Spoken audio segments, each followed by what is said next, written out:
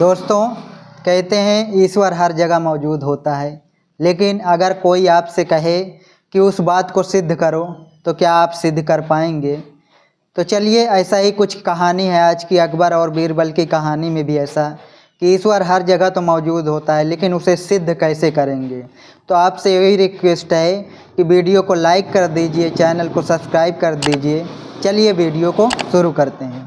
एक बार बादशाह अकबर ने बीरबल से पूछा कि बीरबल, तुम कहते हो कि ईश्वर सभी जगह मौजूद है। बीरबल बोले, हाँ महाराज, ईश्वर सभी जगह मौजूद है, इसमें कोई शक नहीं है। बीरबल की परीक्षा लेने के लिए बादशाह अकबर ने अपनी एक हीरे की अंगूठी निकाली और बीरबल से पूछा कि क्या इस अंगूठी में भी तुम्हारा भगवान मौजूद है? तब बीरबल ने जवाब दिया कि हाँ महाराज, वह इस अंगूठी में भी अवश्य मौजूद है। अकबर ने कहा कि तुम इस बात को साबित करो कि इस अंगूठी में भगवान मौजूद है। दोस्तों, बीरबल के पास कोई जवाब नहीं था। उसने अपनी बात साबित करने के लिए बादशाह अकबर से कुछ समय मांगा। बादशाह ने उसे 3 महीने का समय दिया। बीरबल घर पहुंचा तो वह बहुत परेशान था। वह जानता था कि इस समस्या का कोई न कोई हल तो अवश्य होगा, लेकिन वह महाराज को समझाने का कोई उपाय नहीं सोच पा रहा था और बिना उत्तर ढूंढे वह बादशाह का सामना नहीं करना चाहता था। चिंता के मारे वह कमज़ोर हो गया। इस घटना के कुछ समय बाद एक दिन एक छोटा सा लड़का बीरबल के घर पर भिक्षा मांगने के लिए आया। उसने बीरबल को उदास और परेशान देखकर बीरबल से पूछा कि आप इतने उदास और परेशान क्यों लग रहे हैं? आपको क्या परेशानी है? आप तो स्वयं एक बुद्धिमान व्यक्ति हैं और ऐसे व्यक्ति के उदास होने का कोई कारण हो ही नहीं सकता। खुश और प्रसन्न रहना ही बुद्धिमान व्यक्ति की विशेषताएं हैं। बीरबल ने कहा कि बालक, तुम कहे तो सही रहे हो, लेकिन काफ़ी दिनों से मुझे मेरे प्रश्न का उत्तर नहीं मिल पा रहा है, इसीलिए परेशान हूँ। फिर बीरबल ने अपने और बादशाह अकबर के बीच हुई पूरी बात उस बालक को बताई। बीरबल की बात सुनकर वह बालक बोला कि आप इतनी सी छोटी बात के लिए परेशान हो रहे हैं। मैं आपको इस बात का जवाब एक पल में ही दे सकता हूँ, लेकिन क्या आप मेरी बादशाह से व्यक्तिगत रूप से मुलाकात करवा सकते हैं? बीरबल राजी हो गए और उस लड़के को ले जाकर दरबार में पेश किया और बादशाह से कहा कि महाराज, आपके प्रश्न का उत्तर तो यह छोटा सा बालक भी दे सकता है।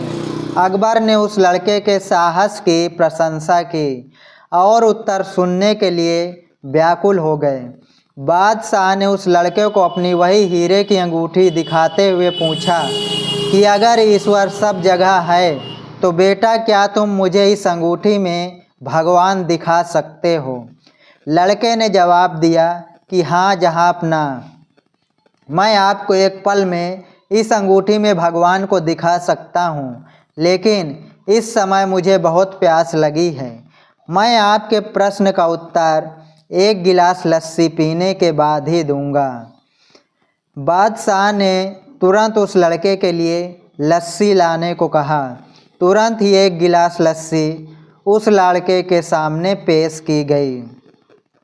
दोस्तों, लड़के ने लस्सी पीना शुरू की और बोला, महाराज, मैं मक्खन वाली लस्सी पीता हूँ, लेकिन आपका सेवक जो लस्सी लेकर आया है वह मुझे पसंद नहीं आई, क्योंकि इसमें से मक्खन तो बिल्कुल भी नहीं निकल रहा है। बादशाह अकबर ने कहा कि बेटा, इस लस्सी में बहुत सारा मक्खन है। लड़के ने कहा कि महाराज, क्या आपको पूरा विश्वास है कि इस लस्सी में मक्खन है?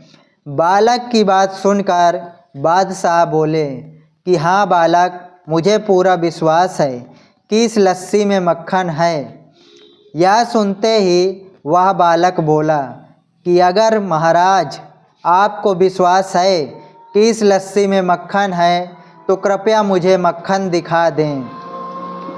बादशाह ज़ोर ज़ोर से हंसने लगे और बोले कि तुम अरे इतना भी नहीं जानते हो कि लस्सी में मक्खन उसे मथने के बाद ही निकाला जा सकता है, और तुम यहाँ पर मुझे भगवान को दिखाने आए हो। लड़के ने जवाब दिया कि महाराज, मैं तो आपको आपके प्रश्न का उत्तर ही दे रहा हूँ। बादशाह उलझन में पड़ गए। लड़के ने कहा, महाराज, इसी तरह भगवान सभी जीव जंतु हर वस्तु के अंदर हैं, लेकिन उन्हें हम अपनी इन आँखों से नहीं देख सकते। उन्हें देखने के लिए हमें अपने मन की आँखों को जगाना ज़रूरी है। हम ईश्वर को महसूस कर सकते हैं और उन्हें अपनी बुद्धिमानी की आँखों से ही देख सकते हैं, लेकिन इससे पहले हमें अपने शरीर के पंच तत्व और वस्तुओं को भक्ति रूपी मथनी से दही की तरह मथ कर अलग करना पड़ता है।